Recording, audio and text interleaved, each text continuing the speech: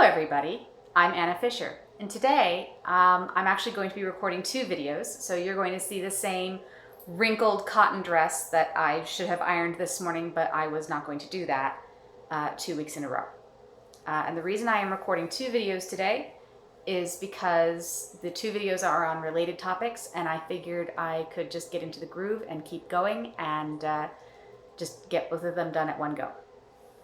So the first one of these videos is one that I got the idea for from commenters on my Two Henrys and Two Thomases video, in which I talked about how Henry II and Thomas Becket and Henry VIII and Thomas More had striking parallels, and about how the latter pair, Henry VIII and Thomas More, fully understood this and played into it, and that Henry VIII railed against Thomas Becket because he was able to recognize that parallel, and he hated this historical figure for happening to be in a role that reminded him of his own current situation, and he didn't like it very much. Thank you very much. Henry VIII took everything personally.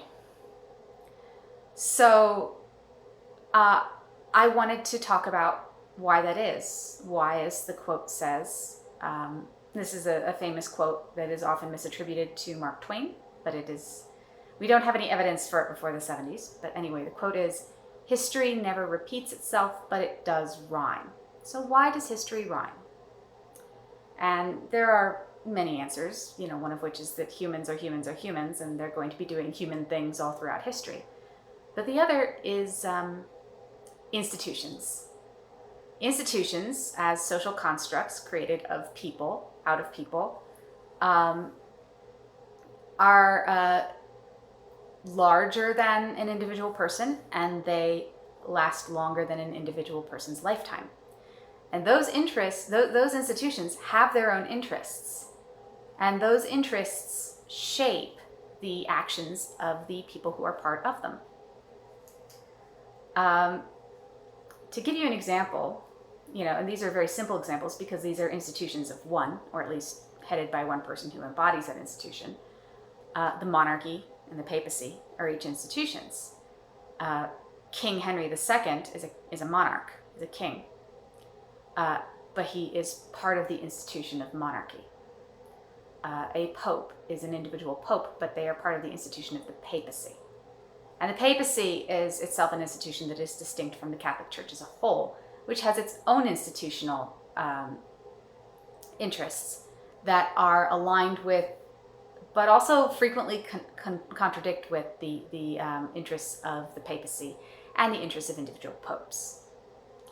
So a person's interests might be comprised of very personal interests, interests of their own institution, and interests that their institution has pushed them towards, but are in contrast to the rest of the institution. And so you will often see conflicts between or within an institution that are very long lasting and flare up over and over and over again and give the appearance of history repeating, as we saw with the conflict between Henry II and Thomas Becket and Henry VIII and Thomas More. Let's dig into that example a little bit. After the fall of the Roman Empire, the boundary between what was a secular power and what was a church power was very fuzzy. The church was taking on quite a bit of a secular role. It was taking on a lot of the trappings and roles of the emperors of Rome. And indeed, the emperors of Rome had been what was called a Pontifex Maximus, which is a title now the Pope holds. And the Pontifex Maximus was the head priest of Rome. So the emperors had a religious function as well, a priestly divine function, as well as their temporal power, which they also had because they were frequently deified upon their death. I mean, there was a lot there. So the Pope took on a lot of the trappings of the Roman Empire and as a figure who was sort of continuing the line of the Pontifex Maximus, the Roman imperial power. But they also they were not the temporal power. They were not the temporal rulers in most places. That's actually a bad word to use here, temporal, as in power of the world, because actually they had a lot of temporal power, but they were not the secular power. They were not necessarily the monarch or the feudal lord of a given area, though they often were. Bishops were often feudal lords. The Pope had the Papal States. It was... The Pope had power over places where he was not the feudal lord, and that's what's more cogent here, more more import in this conversation. So you had a papal authority, and then you had a monarch or a duke or a lord, or in a given area. You would have both frequently. And the line between what was the power of the church and what was the power of the monarch were not well defined. You had, does the right to appoint bishops come from the church, or is it something that a monarch has within their territory? And indeed, there was good reason to think that a king might have that power, because bishops were held church lands and held feudal estates in those monarchies, and it's typically the king's right to decide who his feudal lords are. And so there was a lot of places where monarchical power and papal power and church authority sort of bumped up against each other, and nobody really knew whose power was which. And in any institution where you have fuzzy powers like that, members of each institution will try to grab as much power for themselves as possible, at least under most circumstances. Sometimes they will try to shove off some of that power so as to shove off some of the responsibility. But most of the time, they're going to try to gain as much power for themselves as possible and for their institution. So throughout the Middle Ages, this boundary was very fuzzy, and monarchs all across Europe clashed with the Pope over what exactly their authority versus the Church's authority was. This happened in France. This happened in England. This happened with the Holy Roman Empire. The Holy Roman Emperor actually marched on Rome with his army. This was, it was very much something that was common throughout Europe to do, to conflict with the Pope in this way. And so because that conflict on an institutional level remained, it could flare up at any time. And it flared up in Henry II's reign, when he wanted to prosecute criminis clerks, when he wanted to prosecute people who were part of the church who had committed crimes.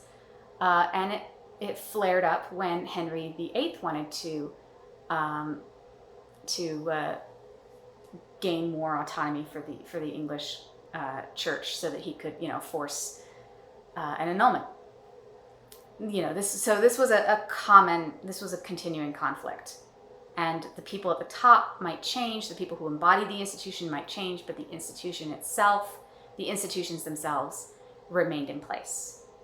And frequently, in any given human group with any complexity, you're going to have institutions that are going to evolve in certain ways because the similar pressures are acting on them to create them and to make them evolve. You can consider it sort of the societal equivalent of convergent evolution.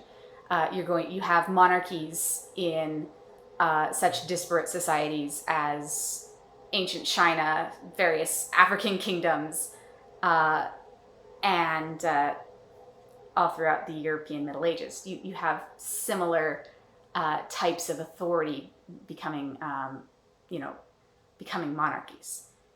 That is, you're going to have different institutions that might embody very similar roles in different societies, and people within those roles might act in similar ways to the way they would in that corresponding institution in another society.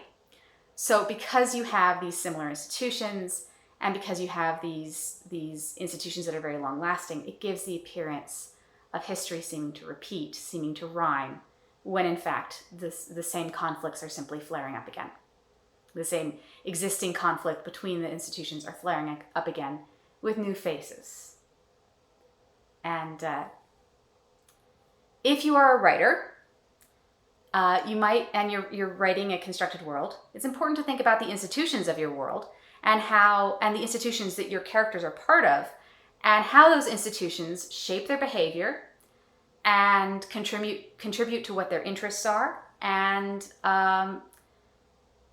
you might have characters who are very, very close, who then join opposing institutions, and you find yourself in a situation like Thomas Becket and Henry VIII. And how is that going to influence your story? Anyway, social media links are in the description below. If you liked this video, please leave a like or a comment, or even clicking that subscribe button. And I'm Anna Fisher, and I hope you had a wonderful day so far. And if you haven't, I hope it gets better. Thank you, and goodbye for now.